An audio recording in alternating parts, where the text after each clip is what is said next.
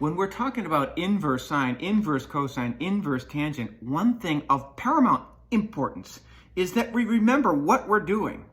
Sine of an angle.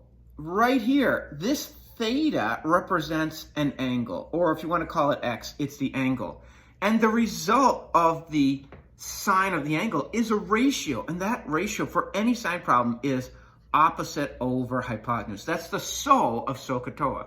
So if I do sine of pi over 6, then I'm asking, what is the ratio? I'm hunting for a ratio. And of course, we said, well, draw your picture, first quadrant, pi over 6. That means this is 1/2, this is root 3 over 2, and this is 1. So the ratio here is 1/2 opposite over 1, which simplifies on the unit circle just to the y. You could pick that off. But we are looking for ratios. Up to this point, notice that's the sine function. That's not the inverse sine function. And when you see that, you're looking for a ratio. Sine of an angle is a ratio. We are ratio hunters, or we have been up to this point. Here's an easy algebra problem. How do you solve 5x equals 20? Of course, many of us would say, just do this. 5x equals 20 and x is equal to 4. And that's a fine way to do that problem. Another way to do this problem is to say, well, 5x equals 20. So let's multiply both sides by the coefficient of x. And we'd also get x is equal to 4. Nice, they both work. Well, we know from our work with exponents, a to the negative n is 1 over a to the n. So another way to write 1 over 5 would be to say, if I was given 5x equals 20, I could do the same thing, multiply by 1/5, by writing this as 5 to the negative 1 and introduce a 5 to the negative 1. That's the same thing as we just did. And so we get x is equal to 5 to the negative 1 times 20. Now, I use the same idea. It's not exact and it's not perfect, but it reminds me of this when I'm solving something like this. If I'm given sine of theta equals some ratio, like we just saw, the ratio was 1/2.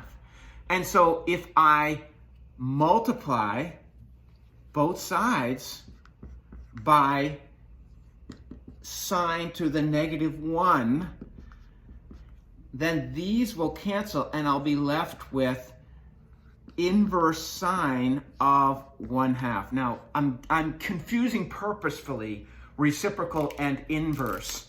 Remember, if I have this of some number, let's call it capital A. Let's not call it that. Let's call it small a. If I have this, this does not mean 1 over sine of A. It does not mean that.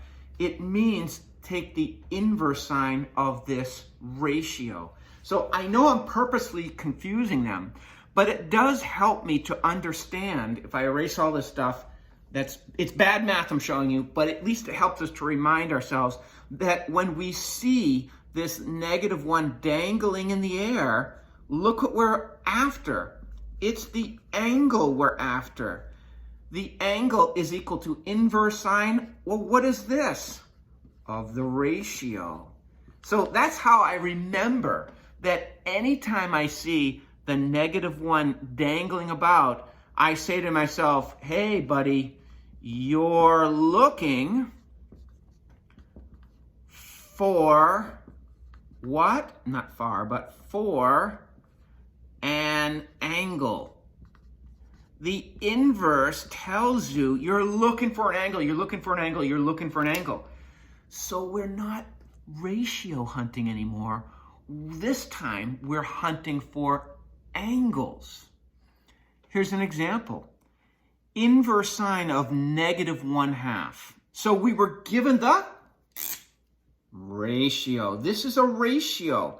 This is a ratio we're given. And when I see this negative 1 dangling in the air, this is arc sine another way to see this, they could have written this ARCSIN of -1/2. They mean the same things. When I see this, I say to myself, hey, buddy, you're looking for the angle. All right?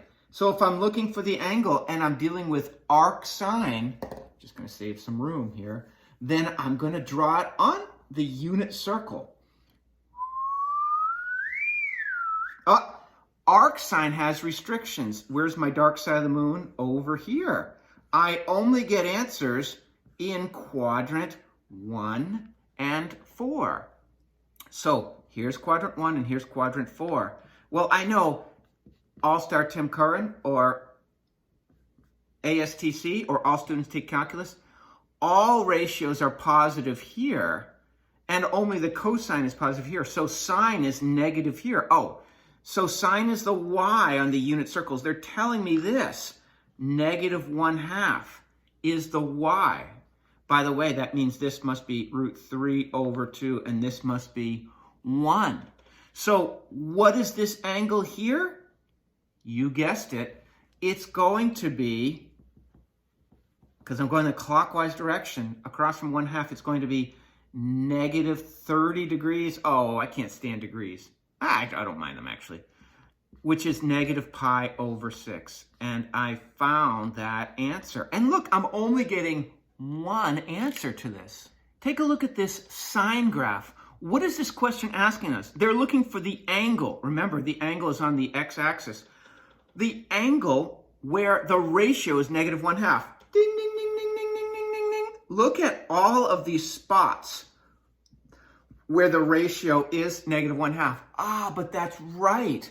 We restricted the domain. So we took away all of this here, and we took away all of this because we said we wanted to go only from -π/2, right here. This was the original function, sine x, -π/2, -1, and we went to π/2, 1 on the original sine function. And so this was our 0, 0 point. So we only get one spot where the angle gives us a ratio of -1/2. Of the infinite spots, this is the one your calculator focuses on and pumps out to you -π/6 or -30 degrees, depending what mode you're in. So that's what's happening when you get one answer in the calculator. Your calculator is only looking right there and saying, where do these two intersect?